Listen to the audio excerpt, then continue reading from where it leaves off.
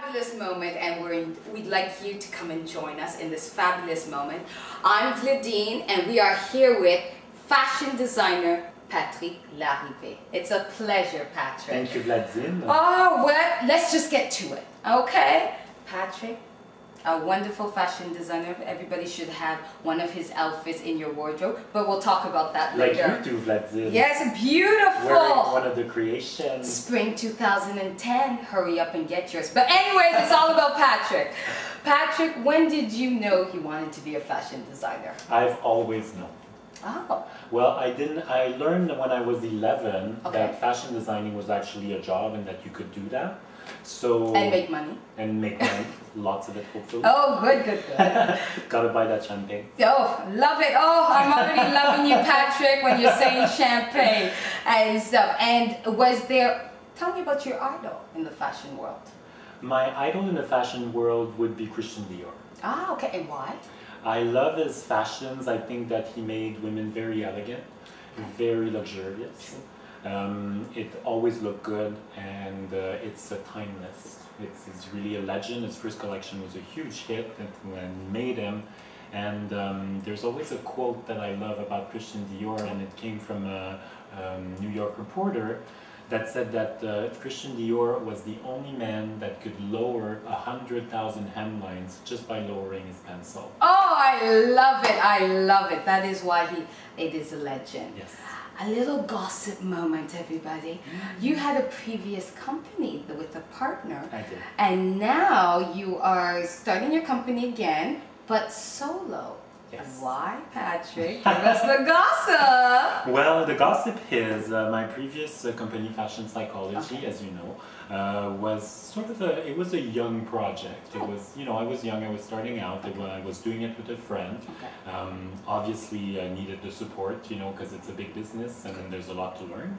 And then at one point, I just felt that I needed to sort of look back into myself and find my own style and my own voice, and that's why I decided to start my own line, and I named it under my name, which makes it that much more personal. I love it, Patrick Larrivée. And speaking of the collection, Patrick Larrivée, tell us about the Spring Collection 2010. Yes, well, Spring 2010 is inspired by Christian Dior. Ah! Yeah. In his first collection in 1947, it was called A New Look. But he said that he did his first collection and he wanted to create women that were flowers. Ah, okay. And so I took that theme and I decided to do flowers for my first collection. So all my coats are named after a flower. Like the one you're wearing today is called Capucine, which is a lovely little flower. And you wear it beautifully. Oh, I love it, Patrick. We need to be friends forever. Okay. With comments like that, compliments like that. I love it, I love it. Men, you need to understand, it's all about the compliments. That's it. Speaking of compliments, again, if you must insist on giving more. When you designed the Spring 2010 collection, describe the woman you were designing for. Well, the woman I'm designing for is a woman. That's the first thing I want to specify. Good start. She's no man. Okay, good start, good start. What I mean by that is I'm not designing for like a 20-year-old, like young girl. Even though she can wear my fashion, it's not a problem. Look at you, you look 20 and you're wearing. Oh, I love it, man. Listen to Patrick. This is how you keep a woman. Come on, Patrick. But I'm creating for women, so maybe somebody in their 30s, like a professional woman, that loves to dress and look elegant. The quotes from my line, and that's something that I always do when I design, is sensual, elegant, luxurious, and feminine. Oh, I love it. If you put the letters together, it does self. Oh, I love it. That's my line. So that's the woman that I designed for. Oh, I love it. And speaking, name someone, okay, someone that we might know that you would love to design their whole collection. Well, I'm going to say Madonna. Oh, we love her. We love her. Time goes by so slowly. I love her. And why Madonna? She's always been my idol, like for the longest time. It's a bit of a cliche answer, but I really love her. She had a part in my life and in my growing up, and I love her music.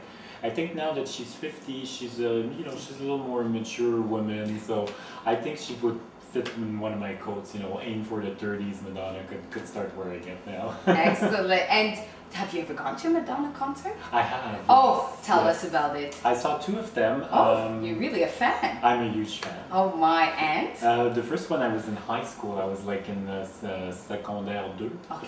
And it was erotica.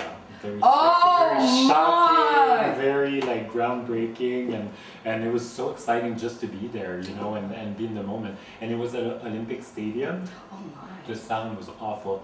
We didn't know what she was singing. Give it to us, Patrick. We love these moments. It was like that, the sound. Oh my. Forget, but we didn't care. We were up, we're jumping, all about Madonna. screaming. It's the energy. And the second concert? The second one was a confession on the dance floor. And you know what, Vladine, like nobody like was available. I was like, I'm going. I bought a ticket by myself. It's Madonna. I was a one-man party and I had the time of my life. Madonna. And what do you think of her new significant outfit? Gorgeous. Rocks. Can you blame her? Yeah, exactly, No, exactly. you know what, she can do it. Men are doing it and they seem happy. She's saying it's the men of her life. And hey, you know, go for it. Why not? Why not? And which model would you love to have be appear in your ads, in your fashion ads? There's 2 that come to mind, if I may, and I'm gonna go with old timers, like sort of the classic, because when I was in fashion school, it was all about the era of top models. Okay. There was Cindy, there was Naomi. Can you name them all? Cindy, Naomi, Claudia, the Canadian one, I forgot. Linda. Linda. Okay. And Naomi. I named her. I said it. Naomi, Cindy, Claudia.